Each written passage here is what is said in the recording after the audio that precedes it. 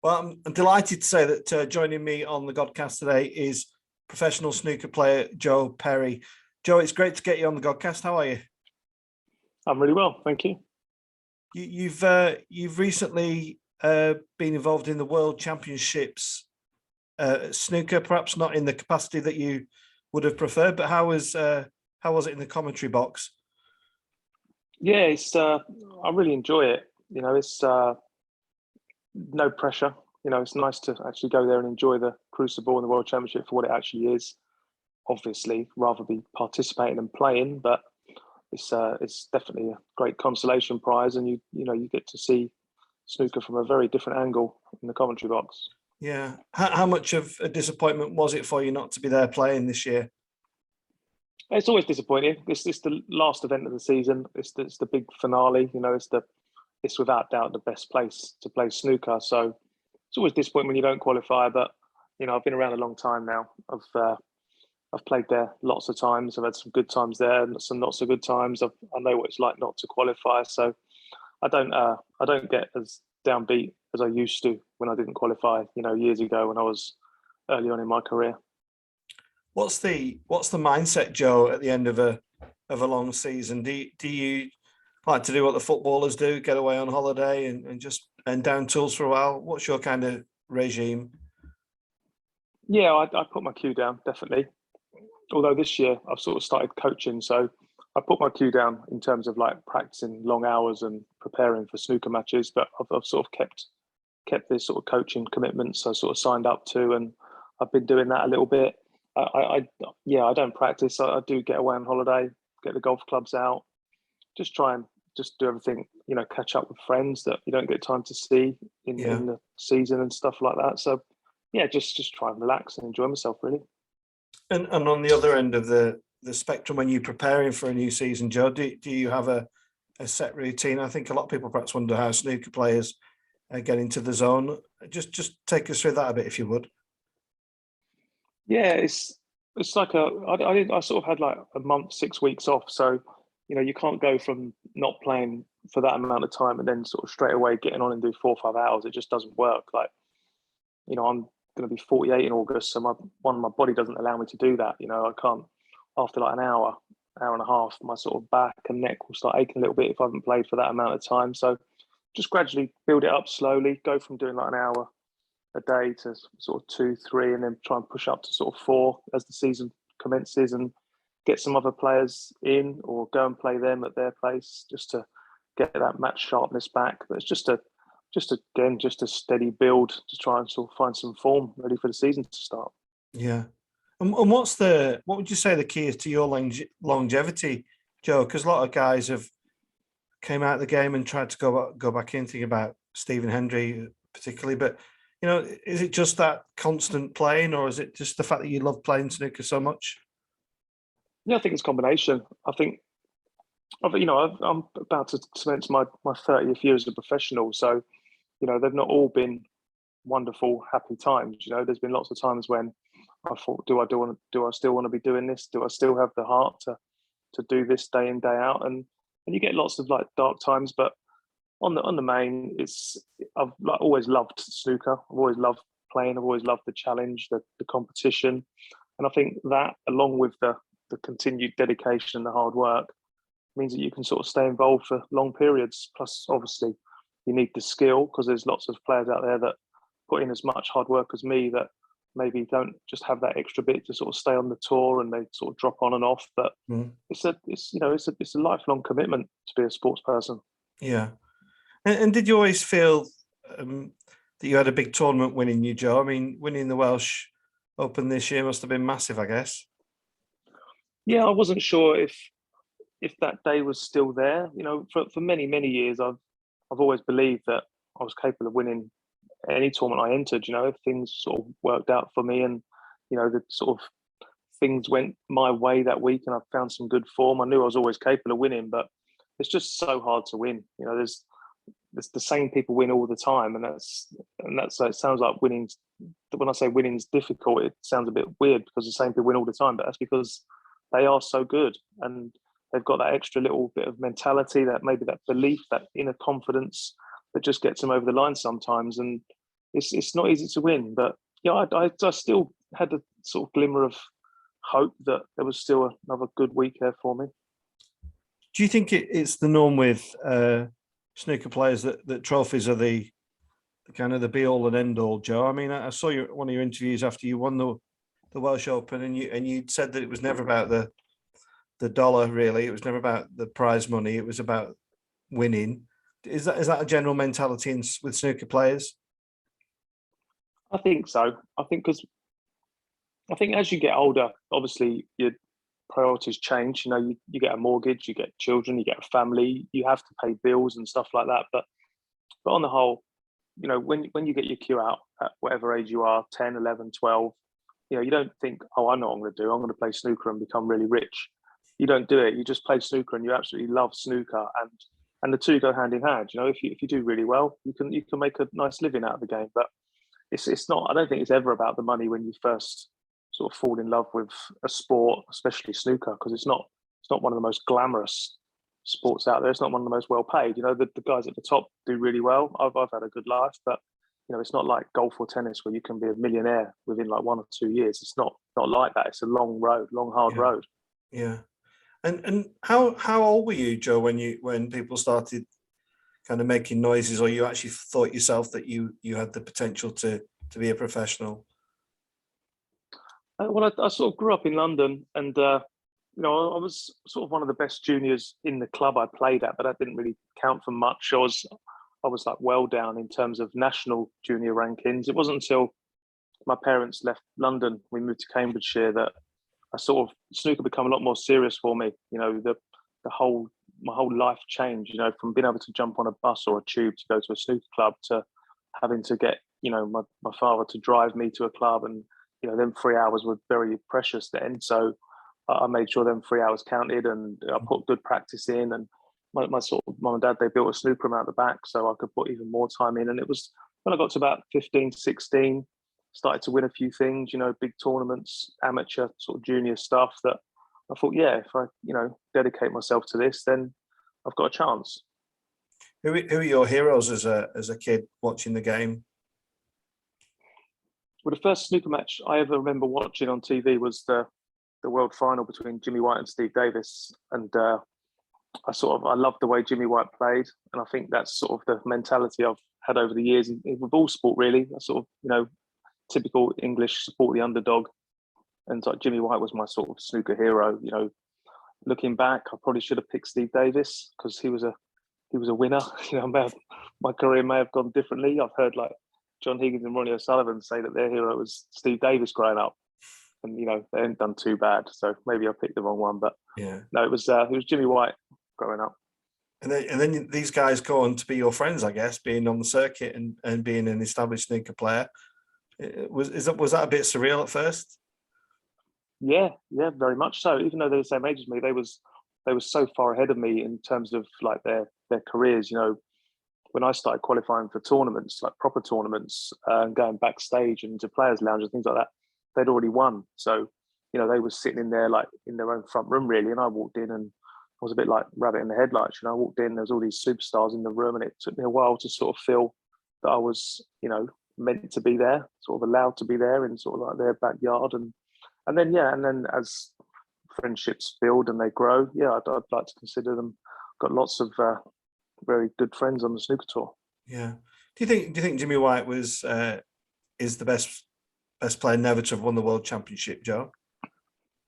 I think he was in the 90s. I don't think so now. I think in terms of just pure playing ability, I think probably Ding Junhui, the Chinese guy, is probably the best snooker player not to have won the world title. But Jimmy's up there. He's always going to be in that conversation. The fact that he lost in so many finals means that everyone's going to straight away just assume that Jimmy's the best never to have won it. But I think in the era we play now, and the era that Ding Junhui has played snooker, I think for me, he'd be the best player not to have won the world title. Yeah, I just want to touch on snooker, how it's gone international in a minute, but just got kind of with your game, Joe, you're talking about, you know, Jimmy being your hero. Has your game changed much over all those years then? Would you, when you look back, you know, can you see clear changes in your approach to being a snooker player, or have you been consistent right through? Yeah, I think I've sort of gone with the times, really. You know, when I was sort of like learning the game, it was a bit more pragmatic approach. It was a bit more percentage based snooker. You sort of learn from a very young age how to sort of play tactical stuff and safety. But the game's moved on. It's become far more aggressive, far more about making big breaks and scoring. So, you know, you adapt your game to suit the style you're playing, really. And I think now, I think I've sort of developed all areas of the game. So I wouldn't like to, I could probably improve all areas, but I wouldn't actually specifically be able to tell you what the strongest part of my game is. You know, so I've sort of developed as the years have gone by every sort of part of my game, and I'd like to think I've got a pretty good, solid, all-round game when it all sort of comes together. Yeah. I've always had this kind of I can't even think of the word, hypothetical question in my head about whether players like Cliff Thorburn, Terry Griffiths, Eddie Charlton, do you think they would cope in the modern game, or do you think their game was such a pragmatic approach that it just wouldn't work now? It's very difficult to compare eras. Their game as it was, then probably no, it wouldn't stand up in today's snooker. But you know, they were the best players of their generation. So you know, like myself, they would have, if the game was played differently then, I think they would have adapted to the surroundings and they would have been up there. You know, you don't get to be world champion like Cliff Thorburn and Terry Griffiths was if you're not good. You know, if you're not any good. So I think had the game been played that way then, I think they would have adapted their game and been comfortable in them surroundings. You know, Steve Davis, he said, none of us agree with what he says. He says, you know, he wouldn't make the top 50 today because of the standards so high and the breaks that people make. But I'm not having that at all. You know, Davis, he would have adapted and he would have been able to compete and he would have found a way to win because he's, you know, one of the best players snooker's ever seen. So, yeah, it's difficult. As they was then no, but I think they're that good. They would have found a way. Yeah. And as I watched snooker as you did as a kid, it was very much a kind of a British Isles kind of sport, wasn't it? But now it really is a truly international event. I was looking just at some of the places you've played in recent years. You know, India, Bahrain. Obviously, it's huge in China. Has that been a good thing? I sometimes feel that some snooker players think, I can't be bothered going to China. But what's your take on it, Joe?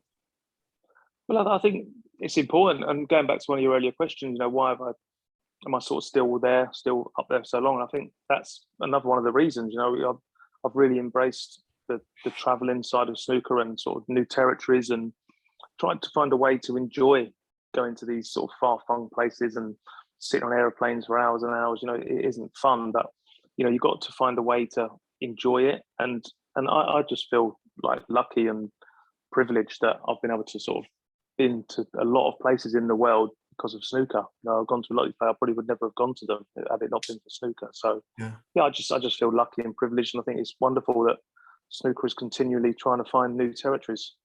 Do you go out your way to try and absorb some of the culture when you're in these places, or is it a case of hotel venue? No, I tried to. I'm not. You know, I haven't been. Can't say I've been to every sort of hot spot in these places we go to because we don't actually get enough time. And if you do well in the competition, you know, you've got to weigh up what at the end of the day, it's your job. So, you know, do you sacrifice going to look at something that's quite significant, or do you have a couple of hours on the practice table? So it's sometimes a weighing up process, but there's been lots of times where I've been away and I've lost early in the tournament and I've sort of stayed on for 2 or 3 days, done all the stuff. You know, I've been to the Great Wall a couple of times. You know, lots of things. Just off the top of my head, that's just one example. But no, I like to. When you go that far, you do want to see a little bit of the country. You don't just want to see a couple of snooker tables in a hotel ballroom. Yeah, and just tell people who watch or listen to this what it's actually like going to play in China, because they are huge fans out there, aren't they? It's really strange, actually. It's hard to get your head around what it's like playing in China, because when we first started going, you get off the airplane and you're like a rock star, or I can imagine what it's like, what the footballers feel like. You know, there's people waiting, there's all placards up and pictures of yourself, cheering your name and all that sort of thing at the airport, waiting for you to come off the plane. And then at the hotels, the same. There's like 50 to 100 people every single morning, afternoon, evening in the lobby looking for pictures and signed autographs and things like that. But then when you get to the venue, it's pretty empty, and it's really weird that they just can't can't get the ticketing thing right. I think the tickets are so expensive for your everyday person in China.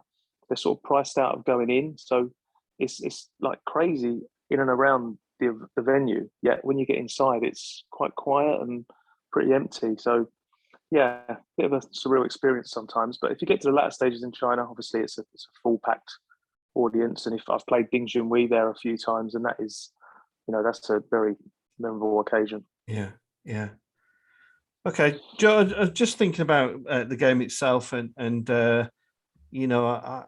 I love sport. I used to be a footy ref, but I like golf, as it appears you do as well. I'm not very good at snooker. I love it. I try, but I'm not very good. It just doesn't seem to come. What is the key to being half decent snooker player? Is a lot of it mental, would you say, or is it actually just practice? I think the mental side of snooker just comes in as at the sort of level we're at. That's when it's really, really tough mentally. You've got to be able to accept, bad hits and good and bad luck and stuff like that, and things.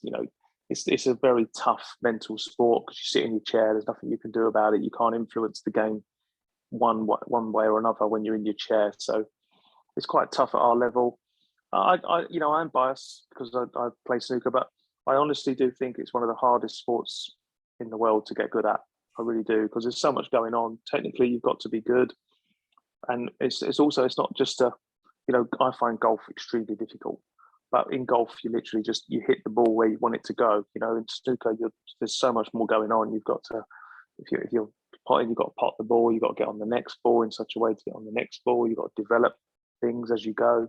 No game is ever the same. You've also got to be on guard to keep your opponents safe and stuff like that. So, yeah, it's a really hard, really, really hard sport, and it just takes hours and hours and hours, and I think a little bit of natural talent to get any good at it. Yeah. Are you somebody that's ventured down the sports psychology route? Do you use professional services to help with your frame of mind or well-being? Yeah, I've tried. I've sort of dabbled in it. The most success I always found it quite difficult because, like I say, I think snooker's quite unique, and I do understand these people are very, very good at what they do, but I could never relate to some of the things they told me. It was as if like they didn't actually know what was going on in the snooker player's head. But the one time I did get a lot of success from it was when Terry Griffiths, former snooker champion, he went into the sort of coaching and the mental side of the game, and he done a lot of studies and a lot of work behind the scenes on how like the mind works mentally. And I could really relate to him, and I had some good success. Some of my best years when I was working with Terry as in my corner. Are you a spiritual kind of guy, Joe? Do you think of you seem quite a calm man just talking to you this morning? Are you a man that gives much time to philosophy and religion and ethics? Not really. No, I can't say I have. I'm not for. I'm not against. I've always been like you just described. Really, I've always been pretty sort of chilled, laid out character. I don't try not to get too excited. Try not to get too down about things, and just sort of keep things in perspective. Really. Yeah. What has been the biggest challenge in your snooker career, Joe? Would you say? Would it be maybe going a long period without getting a win, or what's been the biggest hurdles for you to overcome? Well, physically, I had a severe back problem quite a few years ago, which I had to deal with that mentally more than physically, really. But was it in my interest to carry on, and did I want to carry on playing in pain and that sort of thing? But that aside, I think the biggest challenge for me is it's not been the lack of winning, because I've always sort of won more than I've lost in terms of matches. Okay, the trophy cabinet is not full up like some of them, but it's been all right. I've got quite a lot to show for my snooker career. It's just been just to keep questioning the the heart and the desire, the dedication to keep doing the hours and hours. And as I've got older, it's become more and more difficult to apply myself, how I know that I have to be able to compete at this level. Yeah, and how the winning Wales, how much of a tonic is that being for you to actually go on and try and win more events? Yes, it's nice because there is no better feeling than winning. There's, it's like you can get addicted to it. You'd like to. It'd be a great addiction to have. Keep lifting them trophies and having that all them sort of confetti things coming down you at the end of every week. But it doesn't happen very often. But yeah, it's just nice to just get a reminder that you're still capable, and if you do put the hours in and things do go well for you, that there's some great times ahead. You just got to keep believing and keep working. Yeah, Leo Scullion, the ref, came on the Godcast and he talked about the snooker community. I wondered how the snooker community reacted to that win in Wales. I bet that must have been quite affirming for you, was it? Oh yeah, it was incredible. I've always, no one likes to sort of sit here and say, yeah, I've always been like quite popular on the tour, but like I say, I don't sort of, I'm not opinionated enough and outspoken enough to sort of upset anybody. So I'd like to think that I sort of like get on with pretty much everyone on the tour. I think I've always been like there for the younger ones coming through. I'm always there to talk to and pass on advice or answer questions if they've got anything to say. And after that week, you sort of do get a sense of that appreciation. You don't realise it week in, week out, but when you win, the amount of people that come up to you and say like really nice things, you just think people just say it for the sake of saying it, but they didn't. They sort of went out of their way, and it wasn't just a well done and a handshake. It was a lot more than that. Some of my good friends said some really nice things that really meant a lot and will stick with me. So yeah, it was nice on that part, definitely.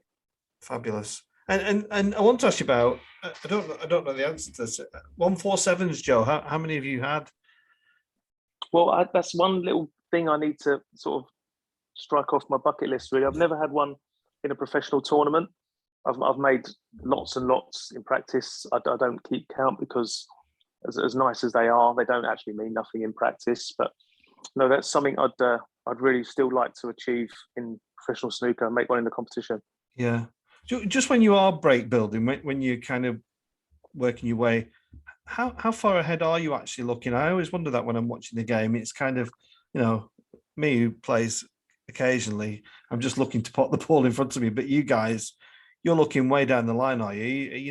Yeah, I think for the most part, it's normally 2 shots ahead. You're looking to pot the ball you're on and get on the next ball in such a way as to get on the next ball. But sometimes it's a bit more difficult than that. If the black is only available into one corner pocket, you might be like 4 or 5 shots ahead trying to plan a way to get on the red that's blocking the black into one corner pocket. But I'd say a general rule would be 2 shots. But on the odd occasion, when you sort of like there's a bit of a puzzle to be worked out, you might be like 4 or 5. But yeah, general rule is about 2 shots. Yeah. And what's your view on the game in general, Joe? You think it to me from the outside looking in, it feels like in recent years there's been a resurgence and its popularity has come back, as not that it ever really went away, but do you think the game's in good shape at the minute? I think the professional game is in great shape. I think there's a lot more they could do, but again, it's a balancing act. I've been involved in sort of players' commissions and things like that, trying to fight for players like lower down the rankings that do have a tough time. It all looks very good at the top. Players, I think there's a few years running now, the guy who's finished top has earned over £1 million, which is wonderful for snooker. But don't have to go down the rankings too far for it to be a bit of a struggle. So I think if I could change everything in snooker now, it'd be to just sort of level out the prize money a little bit. I think 150,000 is more than enough for a first prize. I don't think we need to go any higher than that. So rather than stick another 50,000 on the first prize, I'd like to see them maybe pick up the bottom. So instead of getting like 4,000 or 5,000 for last 32s, I'd like to see that go up to sort of 7 or 8, and that would really help the lower ranked pros to sort of sustain and continue to try and make their way in snooker. Yeah, I was wondering about that. So if you're kind of outside the 64 and you're going through qualifying events and things, is there any financial support from the snooker from the governing body, or is it kind of you got to pay your own fees, you got to sort your own hotel out? Is there any support in that aspect? No, it's all off your own back, and that's why it's really tough. If you qualify for an overseas event, then a lot of the fees are taken care of, and also if you qualify for an overseas event, you're normally already on like a guaranteed amount of prize money, so your expenses are covered in the roundabout sort of way. But yeah, there's 128 players on the tour, and they only ever pay 64 players, so half the field in every event get nothing. So I get where like the boss is coming from, saying you don't want to reward people for losing, but I think if you do enough to become a professional snooker player, I don't see that as losing. I think there should be some kind of just some sort of something. You're not going to get rich on sort of £10,000 a year for losing all your first round matches, but it would at least soften the blow and give you that encouragement to carry on, keep trying. I guess there's quite a few decent players who give up because they just can't afford to do it. Yeah, and it's especially as you get older, you can maybe do it with sort of bank of mum and dad and a few sponsors and things helping you when you're younger, just like I did.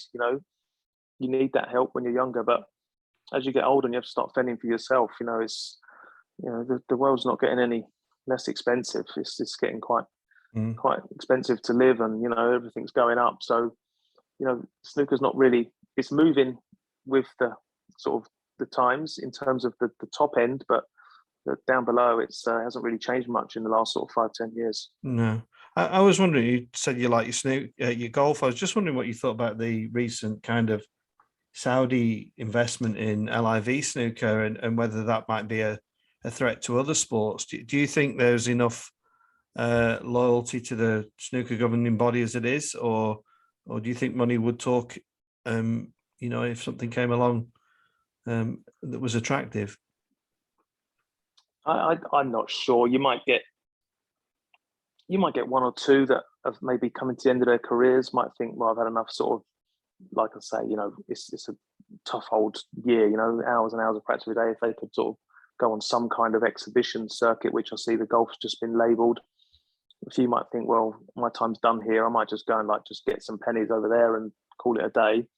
But I'm not so sure. I don't think snooker's the sort of people I talk to involved in snooker for many years. Like we said earlier on, I don't think money is the driving factor.